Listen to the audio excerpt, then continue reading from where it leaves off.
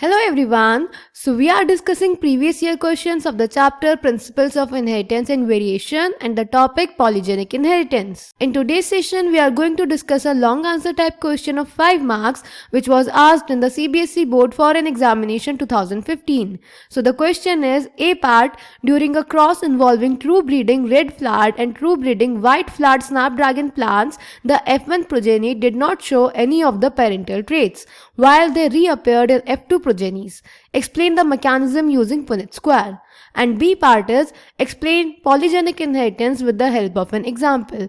तो बेटा इस क्वेश्चन में ए पार्ट में हमें बोला है कि जब हमने एक रेड फ्लावर्ड और एक वाइट फ्लावर्ड स्नैपड्रैगन प्लांट्स को क्रॉस करवाया तो F1 प्रोजेनी में एक भी प्लांट ने पेरेंटल कैरेक्टर्स को रिजेंबल नहीं किया, पर पेरेंटल कैरेक्टर्स F2 प्रोजेनी में रीअपेयर हो गए.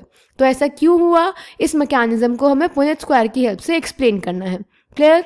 देन बेटा बी पार्ट में हमें पॉलीजेनिक इनहेरिटेंस को एक्सप्लेन करना है with the help of an example. So let's check the answer. तो बेटा ए पार्ट में जब हमने रेड फ्लावर स्नैपड्रैगन को वाइट फ्लावर स्नैपड्रैगन के साथ क्रॉस करवाया तो F1 जनरेशन में सारे पिंक कलर फ्लावर्स आते हैं. ऐसा इसीलिए होता है क्योंकि फ्लावर कलर स्नैपड्रैगन में इनकम्प्लीट डोमिनेंस शो करता है. इनकम्प्लीट डोमिनेंस बेटा वो फिनोमिना है जब हेट्रोजाइगस कंडीशन डोमिनेंट और रेसेसिव कैरेक्टर्स का कोई इंटरमीडिएट कैरेक्टर शो करती है और दोनों ही पेरेंट्स को रिजेंबल नहीं करती. Clear?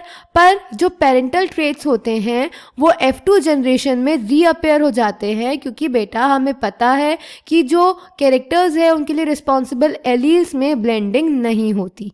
Clear? So A part, it is possible in the case of incomplete dominance. It is the phenomena when heterozygous condition shows the intermediate character of both the traits. The parental traits reappear in F2 generation as there is no blending of alleles.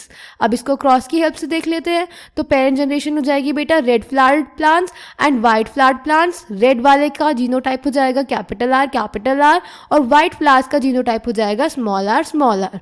Capital R यानी red flower वाले plant का gamete हो जाएगा capital are और small are यानी white flower वाले plant का gamete हो जाएगा स्मॉल आर. जब ये दोनों गैमीट्स आपस में फ्यूज करेंगे तो F1 जनरेशन में प्रोजेनी बनेगी कैपिटल आर स्मॉल आर और इनका फिनोटाइप होगा पिंक फ्लावर्स. क्लियर? अब F1 जनरेशन की सेल्फिंग करवाएंगे तो हमारे पास आ जाएगी F2 जनरेशन जिसे हमने पुनेट स्क्वायर की हेल्प से शो किया है. तो बेटा F1 जनरेशन के गैमीट्स हो जाएंगे capital R and small r. जब कैपिटल आर से फ्यूज करेगा तो जीनोटाइप बनेगा capital R with phenotype red flowers. जब स्मॉल आर कैपिटल आर के साथ फ्यूज करेगा तो जीनोटाइप बनेगा capital R small r with pink flowers. जब कैपिटल आर स्मॉल आर के साथ फ्यूज करेगा तो जीनोटाइप बनेगा capital R small r with pink flowers. और जब स्मॉल आर फ्यूज करेंगे तो जीनोटाइप बनेगा small r with white flowers. Clear? तो F2 जनरेशन का फिनोटिपिक रेशियो आ जाएगा red is to pink is to white 1:2:1 और जीनोटिपिक रेशियो आ जाएगा capital R is to capital R is to small r 1:2:1. Clear? Then बेटा B part में हमें पॉलीजेनिक इनहेरिटेंस एक्सप्लेन करना था with the help of an example. तो बेटा पॉलीजेनिक इनहेरिटेंस उस इनहेरिटेंस को बोलते हैं जब किसी कैरेक्टर का एक्सप्रेशन 3 या 3 से ज़्यादा जीन्स कंट्रोल करते हैं. For example human skin colour. Humans में स्किन कलर को 3 जीन्स कंट्रोल करते हैं. ऑल्सो बेटा पॉलीजेनिक इनहेरिटेंस में जो फाइनल इफेक्ट होता है वो सारे जीन्स का क्यूमुलेटिव यानी एडिटिव इफेक्ट होता है और पॉलीजेनिक इनहेरिटेंस एनवायरनमेंट से भी इन्फ्लुएंस होता है. Clear? So traits which are controlled by 3 or more genes are called as polygenic traits. Polygenic inheritance also takes into account the influence of environment. Human skin color is classic example for this. हमने देखा ही है humans में skin का color ऐसा नहीं होता कि या तो सिर्फ dark ही हो या तो सिर्फ light ही हो. कोई 2 traits नहीं है, बहुत different type के skin colors होते हैं. तो वो ऐसा इसीलिए होता है क्योंकि human skin color एक polygenic inheritance है. ये सिर्फ किसी एक जीन से कंट्रोल नहीं होता, इसे 3 जीन्स कंट्रोल करते हैं और उन तीनों जीन्स का एडिटिव इफेक्ट ही ह्यूमन स्किन कलर देता है. और ह्यूमन स्किन कलर पे एनवायरनमेंट का भी इफेक्ट होता है. हम धूप में चले जाते हैं तो टैनिंग हो जाती है, स्किन कलर डार्क हो जाता है. clear? In a polygenic trait, the phenotype reflects the contribution of each allele. That is, the effect of each allele is additive.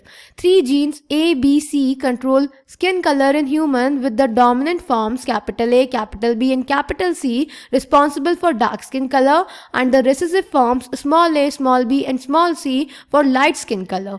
The genotype with all the dominant alleles, that is capital A, capital A, capital B, capital B, capital C will have the darkest skin color, and that with all the recessive alleles, that is small a, small b, small b, small c will have the lightest skin color. The genotype with 3 dominant alleles and 3 recessive alleles will have an intermediate skin color. So I hope this question is clear to you. Thank you.